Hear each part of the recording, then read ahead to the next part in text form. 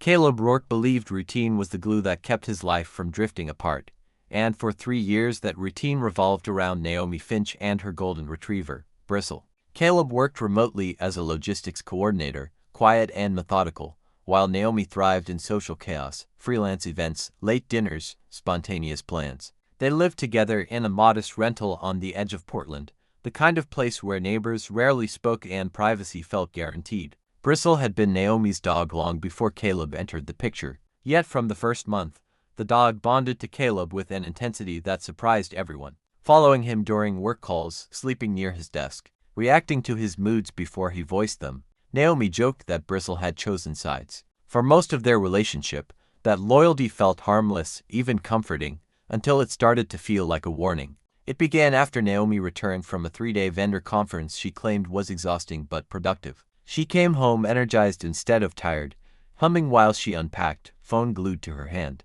Bristle approached her suitcase eagerly, then froze mid-step, nose twitching, ears flattening. The dog backed away and let out a low, unfamiliar sound, something between a growl and confusion. Naomi scolded him lightly, blaming unfamiliar hotel smells, but Caleb noticed her hand tighten around the suitcase handle. That night, Bristle refused to sleep in the bedroom for the first time ever, choosing the hallway instead, positioning himself between Caleb and the front door. Over the next few days, Bristle's behavior shifted from odd to unsettling. He barked when Naomi hugged Caleb after being out late, sniffed her clothes obsessively, then retreated, as if offended. Caleb told himself dogs reacted to stress, to changes in tone, to anything, but a quiet tension settled into his thoughts. Naomi's schedule became unpredictable, her explanations vague, her affection strangely timed, intense before absences, distant afterward. One evening, Caleb noticed Bristle scratching at the laundry room door, frantic and focused.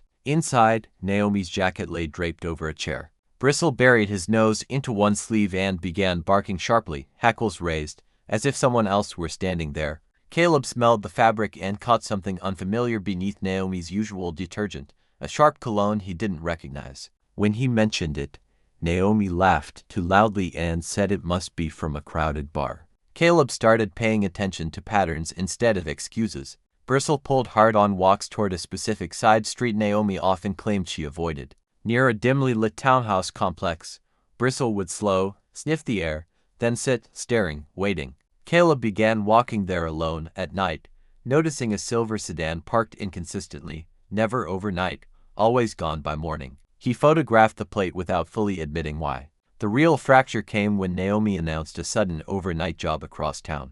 An hour after she left, Bristle paced relentlessly, whining, then went to the door and stared at Caleb with unblinking urgency. Against logic and pride, Caleb followed the dog into the night, unaware that Bristle wasn't reacting to jealousy or stress but to a scent trail that didn't belong to Naomi. A scent that would soon dismantle everything Caleb thought he understood about loyalty and betrayal.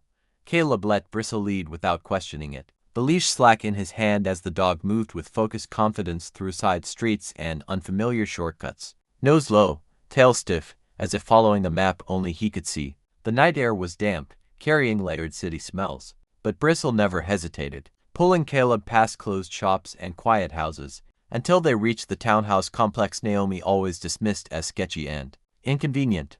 Bristle stopped near a row of parked cars and circled once before sitting sharply beside a silver sedan, the same one Caleb had photographed days earlier. The dog let out a low, warning growl, not aggressive but certain. Caleb's pulse quickened as he noticed the engine was still warm. Lights glowed faintly from an upstairs unit nearby, curtains half drawn. Caleb stood frozen, logic warring with dread, until movement inside the window caught his eye. 2 silhouettes crossing briefly, one unmistakably Naomi's posture, the other taller, broader, unfamiliar. Caleb didn't confront them, didn't knock, didn't call out. Something colder settled in his chest, a need to understand fully before acting. He walked Bristle home in silence, replaying every inconsistency, every deflection Naomi had offered over the past month. When Naomi returned the next morning, she was overly cheerful, cooking breakfast, touching Caleb's arm as if trying to reset something. Bristle refused to come near her, sitting rigidly at Caleb's feet, eyes never leaving Naomi. Caleb tested her story casually, asking about traffic, about the job, about the client. Naomi answered smoothly but missed small details she usually remembered. That afternoon, Caleb called in sick for the first time in years and waited. He took Bristle for a walk at the time Naomi usually left for late meetings. Sure enough, Naomi grabbed her jacket, offered a rushed kiss, and drove off. Caleb followed at a distance, heart-pounding, careful not to be seen. Naomi didn't go downtown. She drove straight to the townhouse complex. Caleb parked a block away and waited, watching her enter the same unit as before. He stayed there for nearly an hour, fighting the urge to confront, to explode, to demand explanations. Instead, he did something unexpected. He took Bristle to the side of the building where trash bins sat under a flickering light. Bristle immediately lunged toward a discarded hoodie draped carelessly over the bin, sniffing aggressively, barking once. The hoodie carried the same sharp cologne. Caleb took photos, his hands steady despite the chaos inside him. Over the next week, Caleb gathered evidence quietly, timestamps, photos, patterns. Naomi grew more distant, more irritable, sensing something shifting but unaware of how much he knew. The final confirmation came when Bristle tracked the scent again, this time to a coffee shop where Naomi claimed she'd been alone working. Through the window, Caleb watched her laugh freely with the same man from the townhouse. A man named Marcus Hale, as Caleb would later learn. Someone Naomi had described vaguely as a helpful contact. Caleb didn't feel rage the way he expected. He felt clarity. The dog at his side had never wavered, never lied, never blurred reality with excuses. What unsettled Caleb most wasn't the affair itself but how easily Naomi had rewritten their shared life, trusting that routine and affection would blind him. Caleb knew now that confrontation was inevitable, but he also understood something deeper, that timing mattered, and that the truth, once revealed, needed to be undeniable, irreversible, and precise.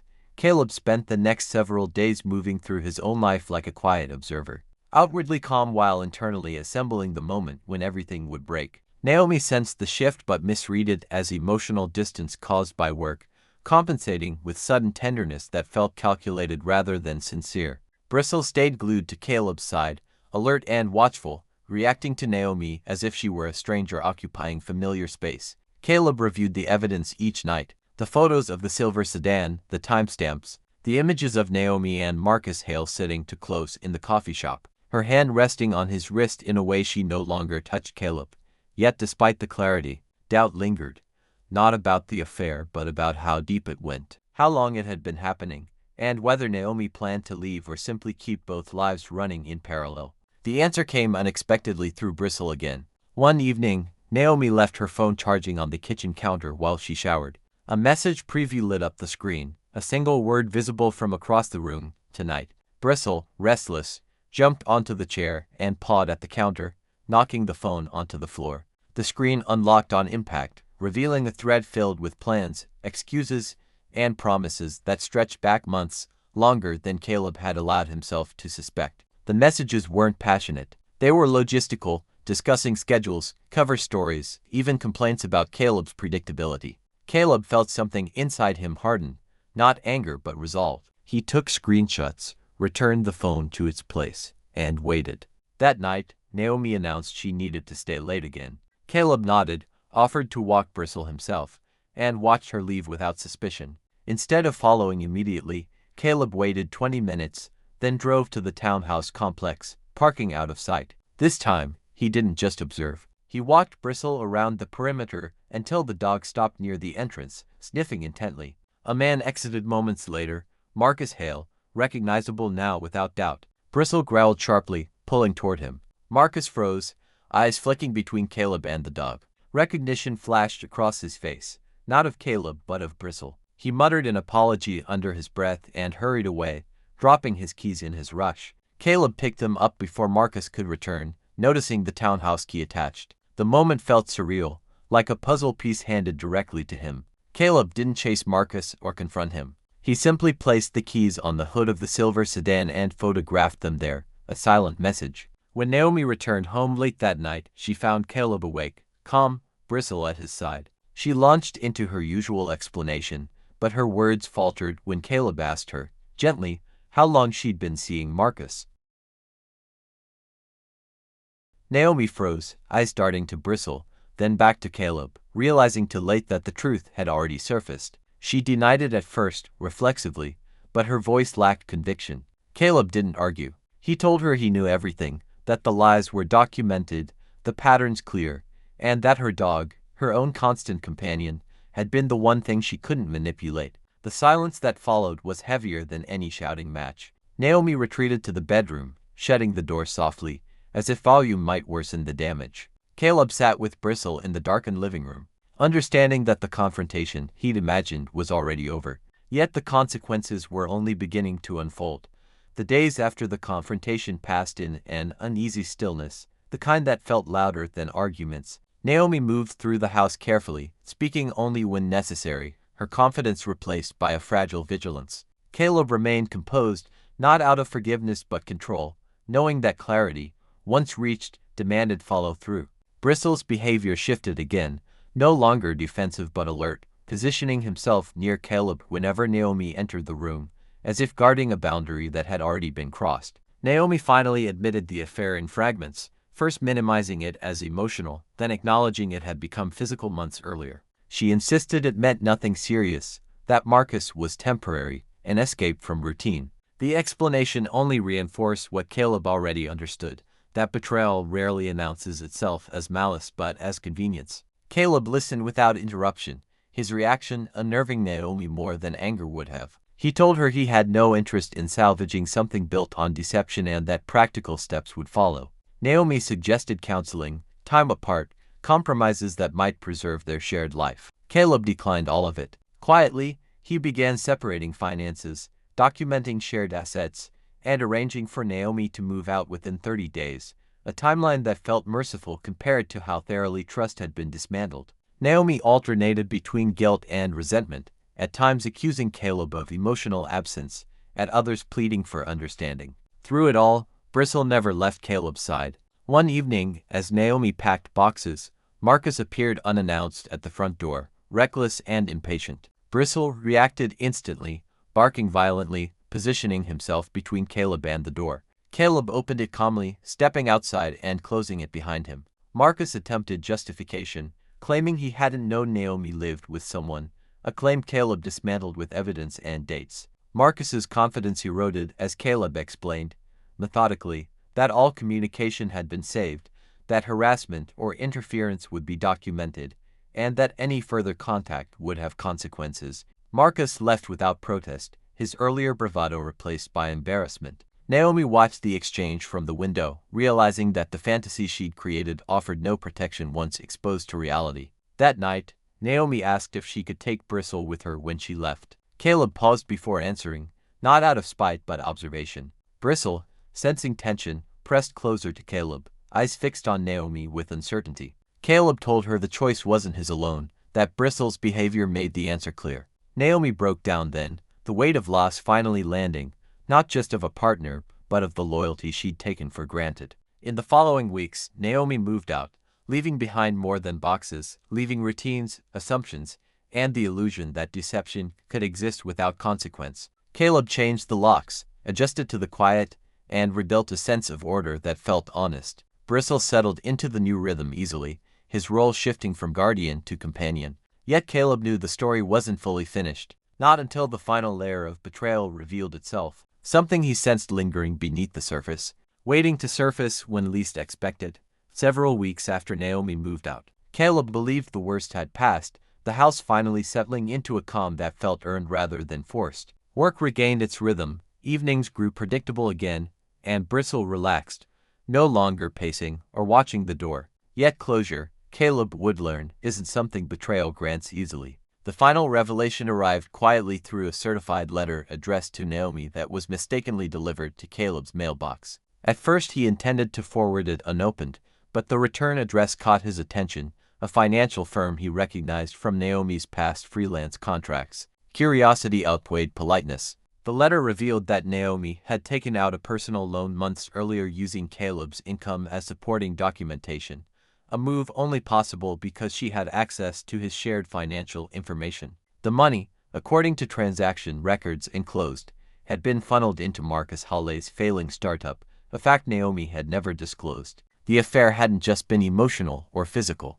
It had been financial, strategic, and deliberate. Caleb contacted the firm immediately, providing proof of separation and unauthorized use of his information.